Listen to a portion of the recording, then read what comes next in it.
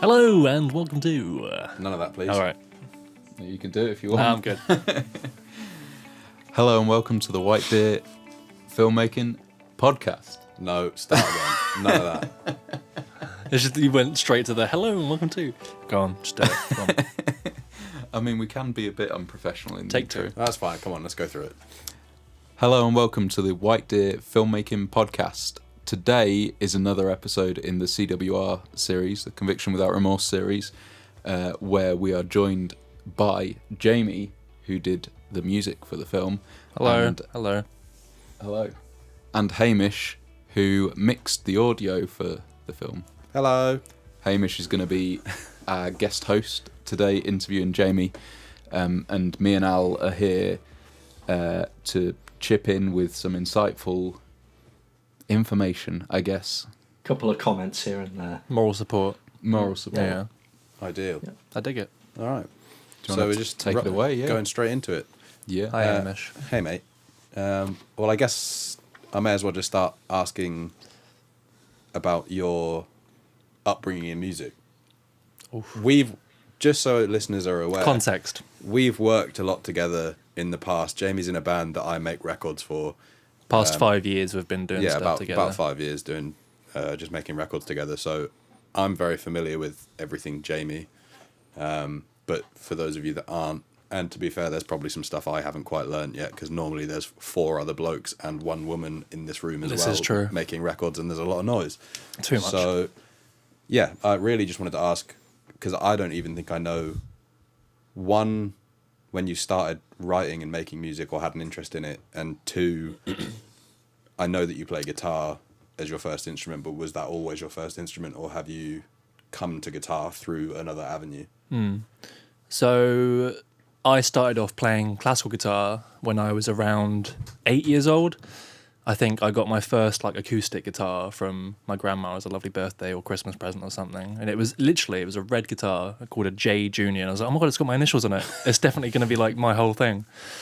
But yeah, and then from there, I sort of started on acoustic, but you know how kids are, and they're like, oh, it hurts my fingies a bit, let's just move to classical nylon strings. And so from there, I actually learned classical from there forward.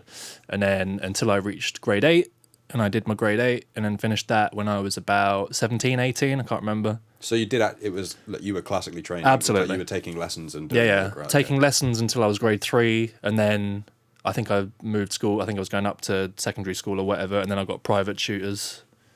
One private tutor from them, Anthony Pig, if you're watching, you're my dude.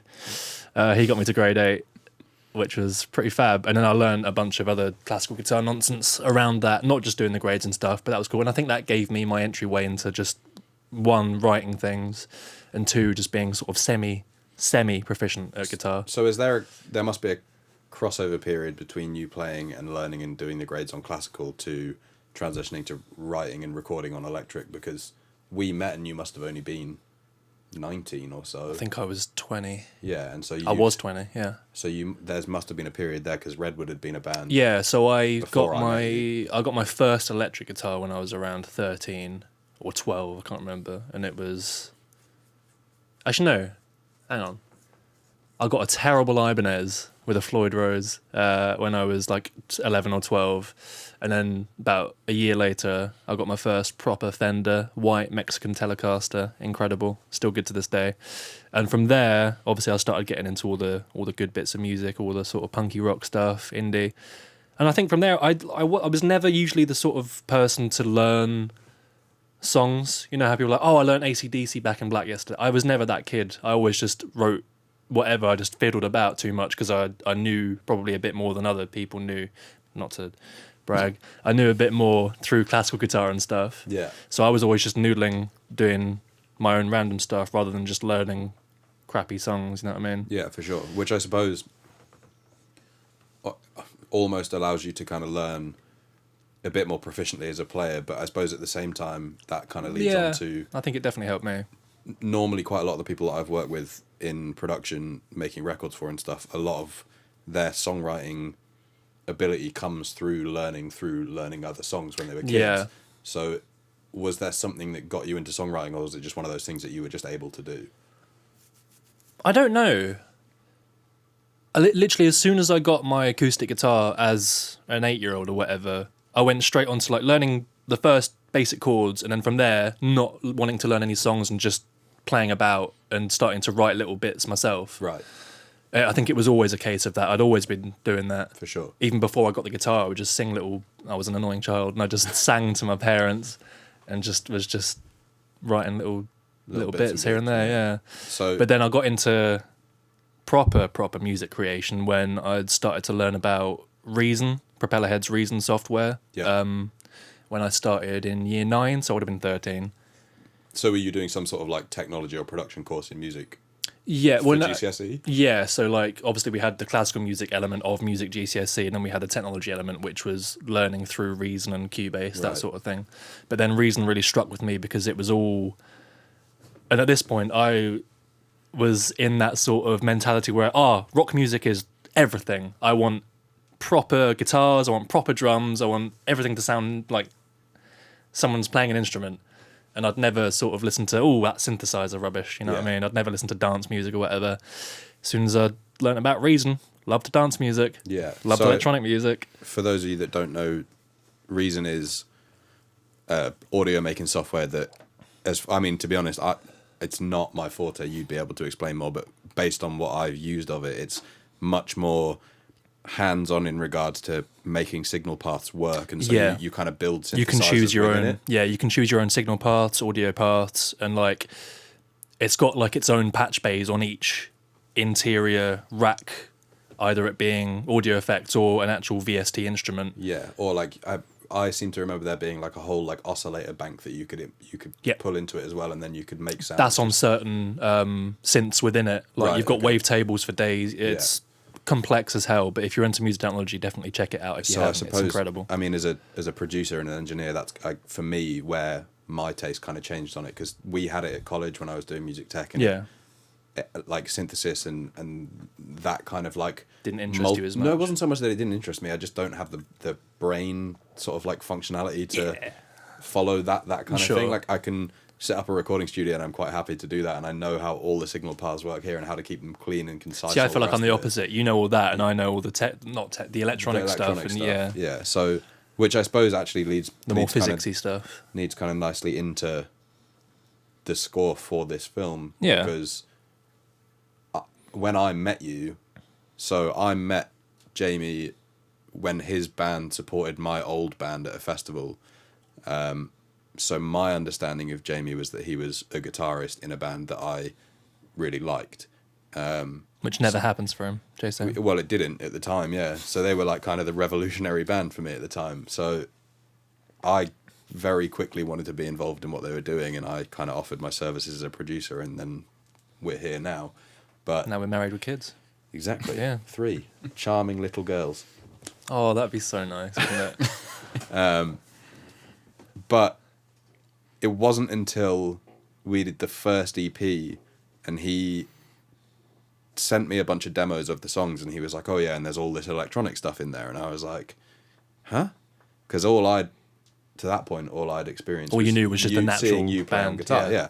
And so then when you kind of came up and you started talking about all the software synthesizers and everything that you were using to create these sounds, I kind of saw this entirely different way, that like person and an approach to writing music. And so I suppose when it came to being asked to do this, were you always kind of set on making the sounds like that in regards to it being more digitized and more kind of computer based and more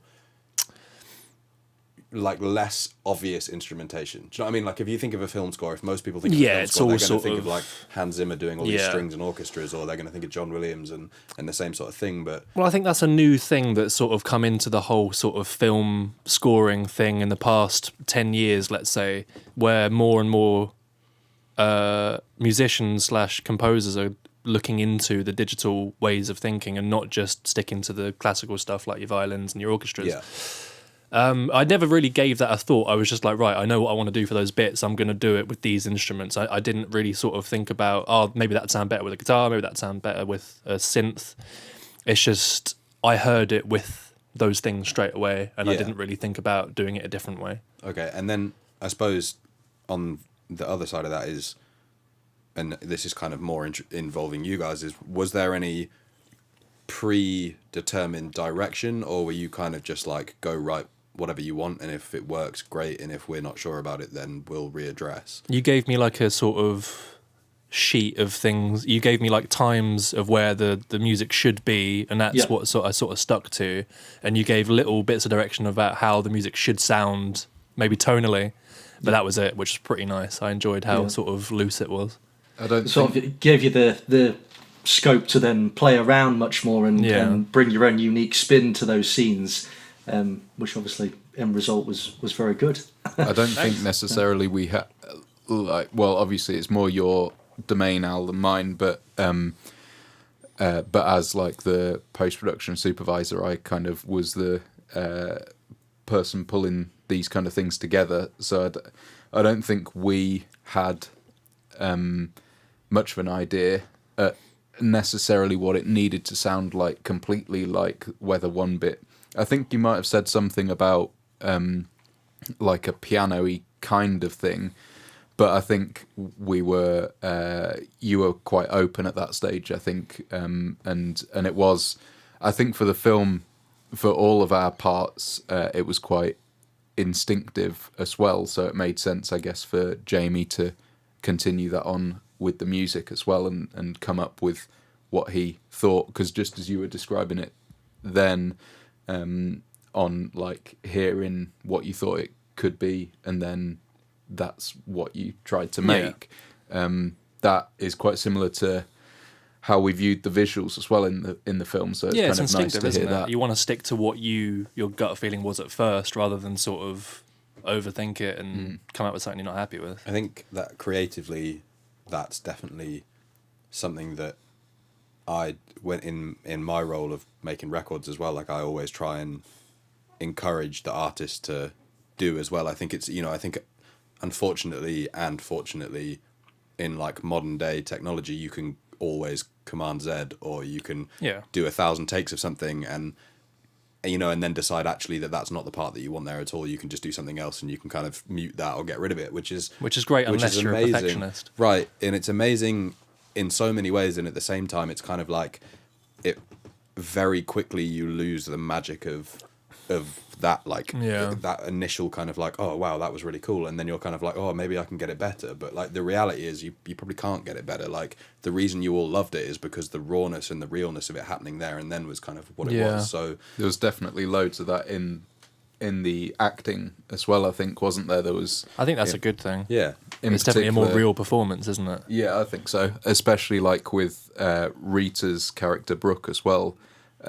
Like, a lot of those things were kind of like first or maybe second take as well. So, but I think in that sense as well, like, you're not overthinking the emotion at all. The emotion is much more kind of like apparent, and this goes through like acting and writing and filming and all sorts of other stuff. Like, you're kind of just setting up for what you think is the right way of doing it, and ultimately, for the most part, that probably is the right way of doing it. Yeah. Like your experience tells you that that's going to be the right thing to do, and then you do it. And I find that, like, ultimately, like a lot of the stuff that we just did on your record has kind of gone that way for me, like going back through and mixing it and stuff. And when I was doing all of that, I ended up, we did like maybe 6 or 7 takes of vocals, and I'd end up going back to take 1 or 2 and just kind of using those because they're always the most visceral. Yeah, they're the most real and the most like true to the story that's being tried, being told within those lyrics or whatever it might be. Yeah, I think even like even if it's not necessarily the right way, it's like the most honest way what comes out first. I feel like it's kind of the most artistic. It's the one that has the most character built into it, because it's the one that probably has the most wrong bits in it. Do you know what I mean? Like, I feel like people see things being like wrong as being bad, and I think ultimately, it's a vulnerability thing. Yeah, as like a visual or an audio thing, actually, those are the things that really make it feel much more real and much more close to you as a viewer or as a consumer of that thing. So I think, like, you saying that you kind of had these ideas in your head and then you just kind of following with them is what... That's what I was just thinking about. Like, you say I'm primarily a guitar player, but I think most of the music that I wrote for this score is all piano based. A lot of it is piano or synth based. Was there any physical instruments on there? I think maybe guitar bits, but way back in the background, like Hamish will know that I play around with reverb a lot. And what I like to do is pad out backgrounds with ambience that I've made just going ham on a guitar, but just reverbing it the hell up and making it sound like it's not a guitar. It just sounds like a pad or something. That is in a lot of the stuff, but it's never really actual guitar playing. It's just effects sort of thing. And a lot of it was, like we were saying, instinctual. I was like, this is kind of an emotional story. I want to head straight for the piano, as cliche as that kind of sounds, but it really works for the story being told. Because it's like hard hitting in places, and it's kind of soft and tender in other places, and it just really needed that like piano touch. So that's a pretty good segue into what I wanted to talk about as well in regards to the like how you go about, or how in this instance you've gone about writing music to fit around certain bits of dialogue and certain scenes within the film. So I mean, there's a couple of scenes that spring to my mind which we can address, but I mean, if you just want to try and talk about or explain how you, because I'm assuming you were like, obviously, oh, that's all right. Apologies. Professional audio man. You were that's obviously not ASMR, mate. I'm assuming you were watching it and composing at the same time. Yeah. And so rewatching scenes dozens and dozens of times until I got the actual feel for it. And was this a case of you'd watch it and not be making any sound yourself? You'd just be watching it until or were you watching it and like tinkling and then like... No, I mean, I don't necessarily know how this is proper, how actual sort of film composers like Hans Zimmer do it. They probably work with the director as they're shooting or something, which is wicked. But in this case, obviously I was given the video, you came to film it once we had a rough edit together, sort of thing. Yeah.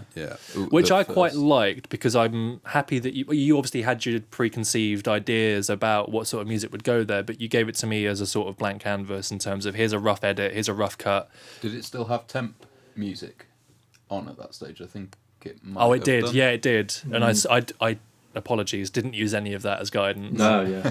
That's helpful as well, because you could get like stuck to it, and also as because what I did was I just muted it. Like I'd obviously listened to it a bunch of times just to get the dialogue and to see where the sort of key bits of dialogue were, but apart from that I muted it and just watched it and thought, okay, what's happening there, what's his facial expressions, blah blah blah, and then sort of worked from that, which kind of sounds odd, but I might have sent you like an export without the music as well, with that track muted. Maybe. I can't remember. That sounds like it would have been helpful. Yeah, that would have been helpful, Adam. Next time. I think, so I mean, it is just a case of you watching and rewatching and then kind of assessing like whatever the ideas were that you had in your head, like kind of seeing whether they'd fit with those things. Or, yeah, for sure. And kind of going in that direction. I think I mean, apart from one track, I think that we decided that we didn't think fit too much. I went with all my first ideas. Yeah. And I don't know, it kind of, not to sound cliche again, but it did kind of come naturally from just watching it, going, okay, so that needs to happen there. Let's start with, I was just thinking about with some chords, and I was like, oh, that chord sounds good for that because it's sad, blah, blah, blah. The way I think about the actual music is that the music should tell the story on its own, regardless of the video, but together they work in tandem and it works perfectly. So in my head, I was sort of, you're an idiot. Yeah. No one would have known as well. I know. Yeah. Sorry, he hit the mic. So I watched it as sort of a reference, as a guide, and then I was like, right, I can make a piece here that would fit perfectly, but also it could tell its own story if it wanted to, sort of thing. And then other bits was just like, right, this doesn't need to be a whole kind of song or track kind of thing. It can just be a bed. And then when I think the bit where I can't remember the names of the characters, I'm sorry. The two men are talking. It's kind of not too heavy on the piano or like melodic instrument side. There's like a bed of a synth going in the background, and it's kind of just building tension. Yeah. Until there's that kind of climactic bit where Dominic reveals that they're having a baby or whatever, and I think then drums come in. I can't quite remember. Yeah. And so you're writing that in order to basically play around the vocal. Yeah, essentially. to play around the story dialogue. aspect. Yeah, and the dialogue, okay. yeah. So you mentioned something about things like this chord's good because the dialogue is sad or whatever it might be. But are you writing with this? This might sound really stupid, and it could be, but I don't think it. My answer's necessarily going to be is. worse, I bet you. No, I doubt it. But are you writing with musical theory in mind, or are you are? Absolutely not. Right. Okay. Cool. So Literally you're kind of just hammering out chords, and you kind of know in terms of like whether it should be minor or diminished or augmented or whatever or major. Hamish. No. Oh, okay, right. So you are literally just playing it until it sounds right, basically, to you. To an extent, but I know, like, my theory is trash, but I know how chords are, like, How say they're put I've got together. a C chord, yeah, and then I know what route I can go down to make it happy, make it sad. Right. Obviously your major and minors, and I know how, like, in terms of the story that was presented visually, I could hear the visuals and I could hear where the chords were going. Sounds ridiculous. No, I think that's totally fair enough. And I could hear that it was using certain chord patterns, like a chord phrase, and I knew it was meant to go in those sort of places, and I could tinker around with it insofar as I knew what sort of notes would sound good with certain notes and stuff, but I couldn't tell you what chords I was using. I couldn't tell you. So it's more that sort of you're thing. essentially, you have like, the only way I can really describe this is that if you were visualizing it, you had like a set of building blocks in a like a descending pattern or a certain pattern or whatever it might be, and then you let's say you knew that your starting chord, as you mentioned, was like a C chord. You can kind of visualize that, it's going to go, everything needs to go down in this point. Yeah. For example, if the melody and the harmony is going downwards, then you kind of, from that point, you can take that initial C chord and you can then just add in I'll the think notes about you that kind of- subconsciously, but I'll hear it. I'll hear Right. where it needs to go, but I won't actively think, oh, that needs to go, it needs to descend there. Yeah. But it probably is in the back of my mind, but I'll Yeah. just do it. Yeah, no, yeah. I mean, I was It sounds just trying to so, kind of like, visualize it. No, I think it's totally fair cheaty. enough. You know what I mean? I don't think it is. I think it's one of those things, like it's the same with, to a certain extent, it's the same with me when I mix records as well, or mix audio, is that when you can just hear where it's meant to go next. Yeah. Yeah. Or, if I know that there's a chorus coming up in a song and I need to expand from the pre-chorus or the verse into that chorus, like You'll know what to put there I don't to- necessarily have to even think theoretically about it. There's just something that's like, Yeah. right, that's what needs to happen there. And I'm that's exactly what the same works in out, that right? extent. I But think it just sounds like such a cheap way to talk about it. It's like, Is it kind of like instinct, guys? Is that Yeah. kind I think so, yeah. Sort of like there's a musical instinct. Yeah. You As lame as it is interpret to what say. you see and can fit the music around that. And like you were saying, Jamie, the music does need to tell the story on its for own sure. as well. Yeah. I think the music almost tells the audience what how to to feel. feel. They're supposed Yeah, to feel. absolutely. Yeah. But it's so cool that like that it's quite similar to how we were working on the visuals as well. And 'Cause- this is kind of the first of your films, Al, that you've had someone score in it. Yeah. Absolutely. And I worked with Hamish on a project. Was that nearly a couple of years ago Years now? ago I guess. I think, yeah. And so I'd had some experience, but again, we just worked in the same way that I chucked it over to you, and Yeah. then you just did something, and we didn't talk too much about it. I just let you do it, kind of thing. But I think that's also Sums up your in relationship well. in having like this conversation as well, and in having conversations since. I think potentially next time round we'd probably know a bit more what conversations to have at the start, because I don't think we knew kind of, or I guess you knew what you wanted, Al, but you didn't necessarily know where the conversation had to go to actually get to that point.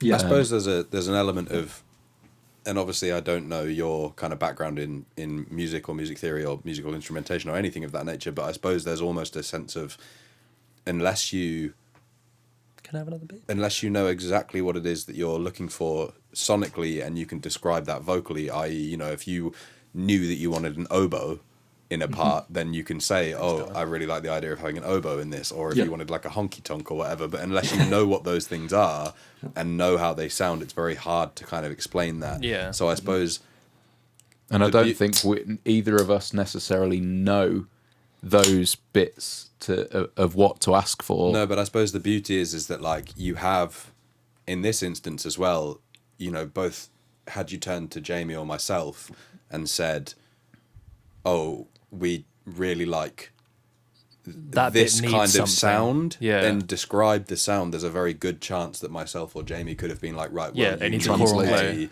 It's the whatever same it might way be. that like that me and Al have worked together on a few films now, and I think at the start it was probably the same kind of thing. Like you knew exactly how you wanted it to be, but we weren't talking the same language yet, or we didn't have that kind of like shorthand. And then you get to the stage where you do have a bit of that shorthand, and you do know. And we don't need to speak the same language, I don't think, like me and you with directing and cinematography. No, But it's like the instinctive thing again, isn't it? It's like we can sort of know we're on the similar kind of page, and I can just sort of take it from there and go, right, it definitely needs that in my mind. Yeah. And you'd be like, yeah, perfect. I Or, think there's no. also some beauty in the fact that you're not speaking the same language, Yeah. in that, you know, like in the same way that we were talking about with like a guide track, if you've put guide music in, then there's no, you know, that's just going to influence someone that listens to it either positively or negatively, and ultimately what you don't want is them to go, oh well, that's what they put in, so I'll just imitate that closely but put my own spin on it. What you really want and is you for don't want the someone director to get tied to that right, as yeah, well. Yeah, exactly. absolutely. So, you know, the one thing that you know, Which you is wanna why I do was is- concerned when you actually sent me the video with the guide with on the it. guide track, and Yeah. I was But like, then oh, the they're actually other- wanting that completely. The other side of that as well is, I think you, Al, as an editor, like to edit something to music.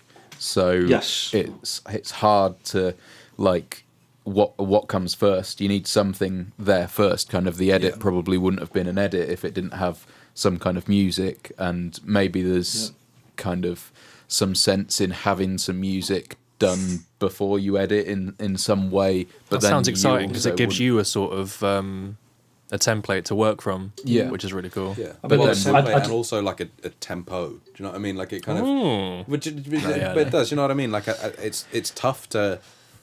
I struggle to imagine how it must be for someone editing a silent film, you know, because it's one informs the other as far as I'm, you know, as a consumer of film and everything else. Like I always feel like when you're watching it, you know, the music very much informs the visual, and Yeah, the of visual very course. much informs the music, and so therefore, if you lost one of them, it would be very like Imagine how trying easy to- Edgar Wright had it on Right. Baby Driver But when the imagine- whole score he chose beforehand. Yeah, right, but then flip that on its head. Imagine how hard it is to then edit a film No, yeah, to a. to nothing. Sorry, imagine how hard it is to score a film to nothing. You know, you're just given. Oh yeah, no. Oh, you need to fill an hour and a half worth of music. Well, that's why I said Go. at the start, where like Hans Zimmer must have that direct sort of, say he's on a new Christopher Nolan film, he Yeah. must have that direct information. Like, oh, okay, Christopher's like, right, we're gonna do this scene. It's gonna involve loads of choppy cuts in my head. I'm thinking we want some choppy music. And Yeah. Hans is like, yeah, I'm on it. Well, it's the same as there's an interview on. I can't remember which Which would be lit, by the DVD way. bonus thing it is, but there's a Tim Burton and Danny Elfman interview where they're talking about how when Tim Burton is starting to make a film and write it and kind of put it together and storyboard it, that's when he has Danny Elfman come down to the studio, Yeah, wherever that's he's the doing it, storyboarding, and then isn't it's it? like, Yeah. this is the story, and this is kind of the idea that I've got, and then Danny Elfman has the entire process of creating that film to write music, and So it can that's be sick. any amount of music, as much as he wants or as little as he wants, and then he just keeps sending tracks through to Tim Burton, and Tim Burton goes, yeah, no, love that, I'm going to work that in, the film's now changed because you sent me that 5 minutes of music or whatever it might be. Hey Al, let's do that.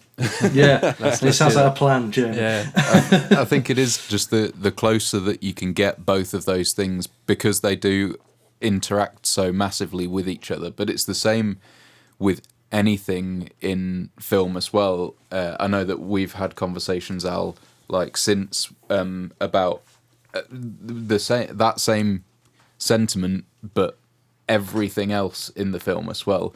So it's kind of like the quicker that you can get in contact with the person that's going to do whatever it is, set design, cinematography, makeup, like it's everything. The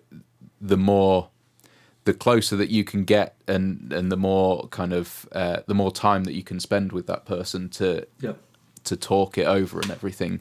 And to get on the same page together, isn't it? Yeah. So that everyone and at least that way you've all kind of got an end goal that you're trying to achieve, and you all start to understand everybody's kind of visual concept, and so therefore you all have something to move towards. How do you think then your contribution to the film, Hamish, mix plays into that? Because it's somewhat of a, I don't know, is it somewhat of a different skill set that you're, because you're not writing music, but you are editing sound, creating the whole mix. I suppose it's slightly different in that. Like, and what did you do specifically within Note it down. Yeah, note that down. no, but what did you do? So a lot of it is normally, like with me and mixing, is typically I'm mixing music, finished projects or tracks or songs or whatever it might be. So I'm still making creative choices in that instance. So like whether you're putting a certain type of reverb or echo or whatever effect or whatever it might be, or you're using compression in a certain way to get a certain emotion across in an instrument, or you're doing these micro adjustments to things to develop like as much emotion out of that one thing as possible. So I suppose in that sense it's kind of similar. You are still trying to, except you're not really trying to develop the emotion because the emotion's already there through. You're trying to put the emotion in a certain place. Yeah, you're trying to emphasize it. Emphasize it. That's the word I'm looking for. And I think a lot of it is entirely dependent on what you're given in the first place. You know, so like there were a couple of areas within the actual audio that I received that I was mixing in with it, which were like problem areas, for lack of a better way of putting it, which unfortunately are kind of just the way it goes with some of the locations that the film was set in. So there was the whole kind of first half of the film is in the cells, which is it's a brick room, or it's a concrete room, so there's nothing about that is there's just audio wise when someone speaks within the cell, it's just reflections upon reflections. It's on like the ceiling and there's the walls. Literally nowhere worse to record dialogue. Important dialogue. There couldn't be anywhere worse. So like write that out. Note that down. Yeah. With that note. So in that sense, the very first thing that I had to do is figure out where those individuals like voices frequencies were within a frequency spectrum, and then try and eliminate as much around that as possible while still maintaining the fact that they were in a jail cell. So like you're trying to remove the fact that they're in a jail cell while still showing that they're in a jail cell. Like it'd be the weirdest thing if they were in the jail cell and it had the softest perfect audio. That would be like, but obviously at the same time, if you just left it as was and then started and using any kind of compression or anything of that nature that affects the overall dynamic level of that recording, you then also are just bringing up the level of everything around it. So it's essentially like a juggling act of filtering out frequencies that are causing problems and taking away the focus from the vocal, whilst trying to boost the vocal, but in boosting the vocal you're also boosting everything else. So you're constantly like battling yourself to try and get somewhere that's usable. And like I'm sure, as all of us know, as anybody that's ever watched a film, there's nothing worse than watching something and not really being able to hear the dialogue when it's probably quite important. And we had a very similar situation to that the other day, didn't we? Yeah. So there's a lot of that, and then on top of that, you then have the music to contend with as well, trying to fit the music around the vocal. And in this film, you've got kind of three major male vocals, and that frequency sits like a male vocal sits in a very specific frequency range, and then you also have Brooke, who is the female character, and then female vocals sit in a very specific frequency range. So what you're constantly trying to do is automate the equalization that you're doing on everything, so that when a man or a male actor is speaking, it's dipping out frequencies in the music and the rest of the kind of room sound, so that their vocal pops out over the top. And also what you're trying to not do is move so many frequencies in the other music that you're losing important bits of the music, whilst and then the woman will start talking. You have to do the same thing with the woman, and then bring the male bit back up, and you've got to kind of,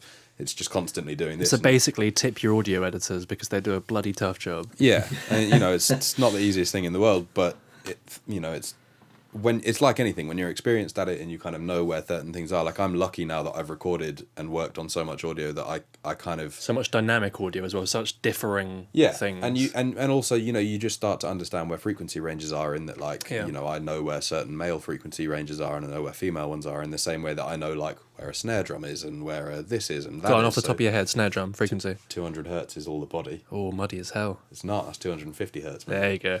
And he knows the stuff. Yeah. So in that sense, there's a lot of that, and then obviously the last thing that you want to do is with the score is put it in a place where it kind of loses the point of having the score in the first place, and there's a very fine line between, for me anyway, between it being very score heavy and then you're kind of removing the importance of the dialogue slightly because they're almost sitting at the same level, against being not score heavy enough and really the score is kind of there, and it's a bit like, it could be, because you don't want the score to just sit on top. Yeah, and you also don't just want it to sit somewhere in beneath, the sort of background where no one's really hearing it and it's not really generating the emotion that you want. Exactly, it's not sort of coinciding with the dialogue and coinciding with the visuals. Yeah, and it's one of those kind of like awkward jobs where if you do a bad job, it's very visible. Yeah, but if visible's probably. And if you do a good job, they won't notice either, which is perfect.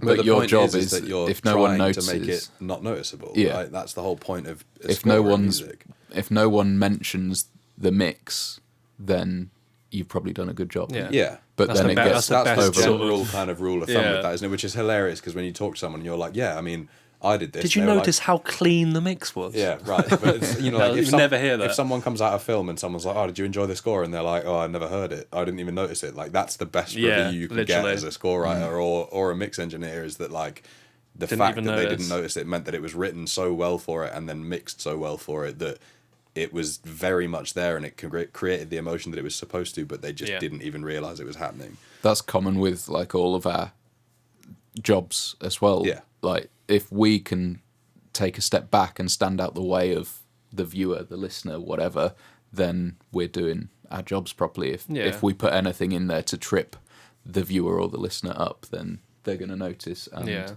we've kind of unless failed. It's fully intentional, but that's a rarity, isn't it?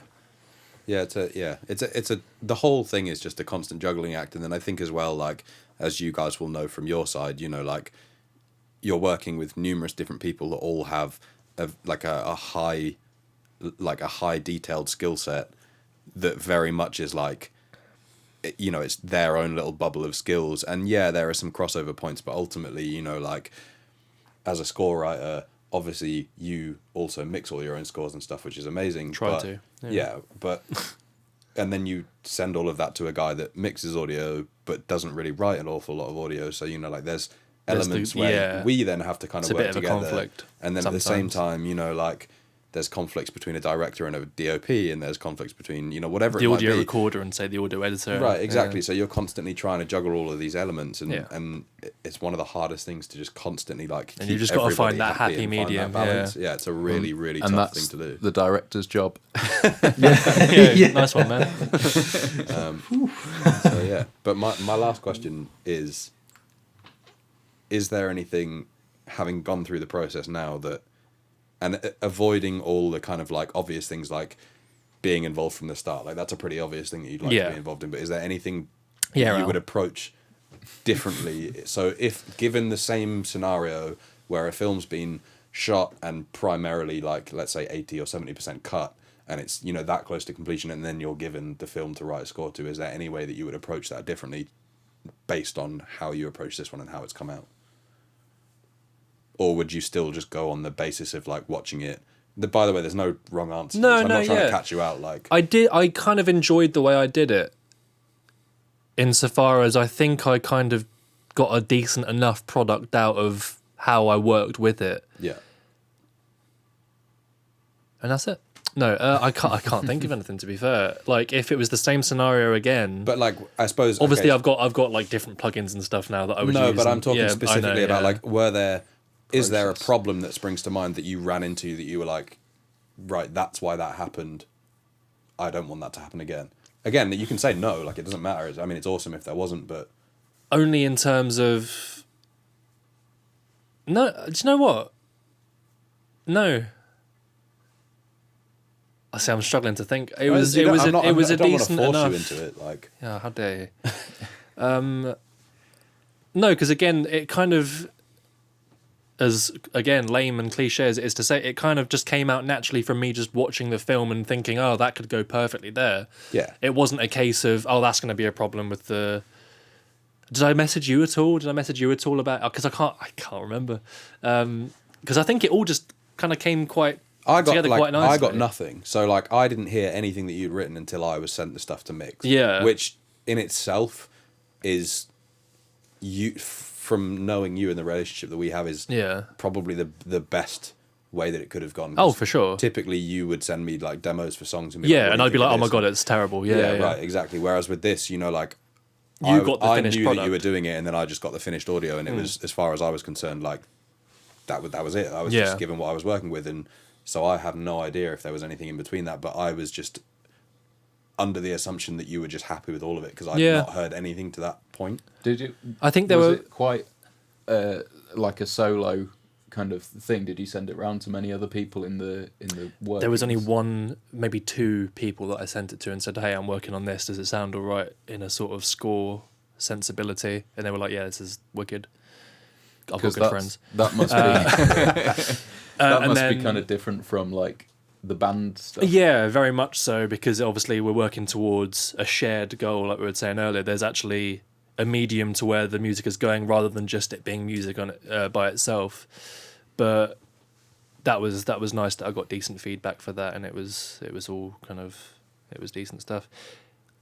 I was going to say something I forgot. I think in terms of, because it was just a case of me again going back to the visuals and going, okay, that will fit perfectly there, and then hearing what you would put with the audio for it and thinking, because I was just having a conflict saying, do they really want to have that as a guide audio? And me going against the grain and thinking, right, they're going to hate this or they're going to love this. I can't tell which. And it was, I think, all of the problems that I came across was in terms of what you'd used as the guide tracks. Well, I think that's also that shows like kind of how much the guide stuff maybe like something.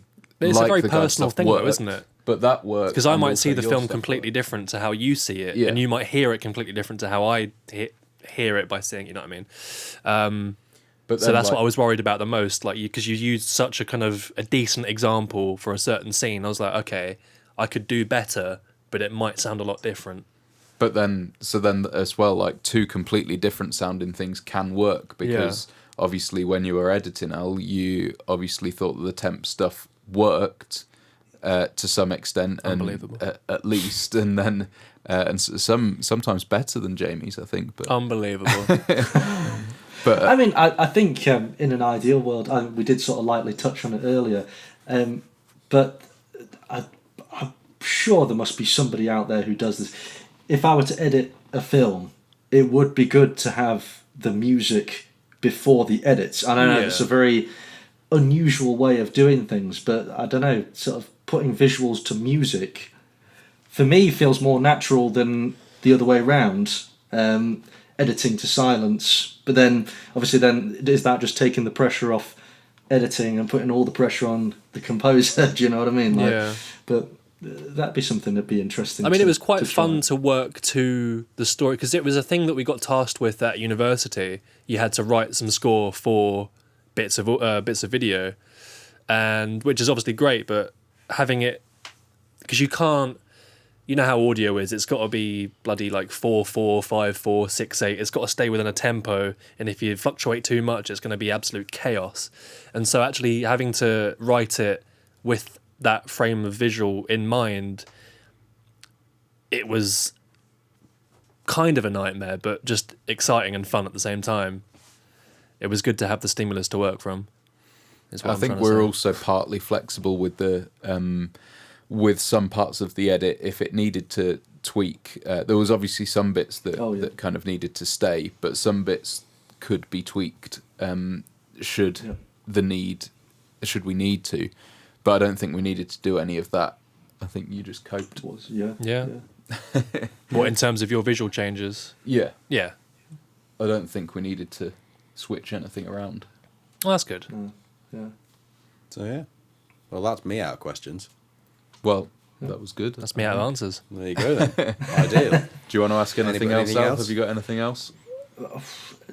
Nothing that springs to mind. No, nothing from me. Well, there we go. Well, Have we got things to plug? Plug your pluggables. Yeah. There's a new Redwood album coming out. Go and pre-order it. I'm in the band Redwood. Hello. I've just released a song on Spotify under the name Candor. It's called Recurring. It's very good. And Redwood have also just released their first single from their debut album. It's called Ate My Weight. Go and check it out. Go and check it out. Recorded by me and mixed by me. And also produced by the both of us, kind of. There you go. But music more video hymns. by me. Yeah, music Yeah, video. music video by Adam Sandy. There you go. Very incestuous group. And Alistair likes it a lot, I assume. So yeah. Well, thanks for listening and watching. Yeah, cheers, lads. Yeah, Thanks for having us. that's all right. Thanks for letting me talk about myself. hosting, Hamish. No problem at all. Anytime. Thanks for answering, Jamie. Thanks for being here, Adam. Thanks for being here. Same for you, Al. Thanks for virtually being here, Al. Yes, here in spirit. Well, that's a strong ending, isn't it? Is there anything that we actually need to say for Nah, the you for the could have a more podcast? stronger end and leave it.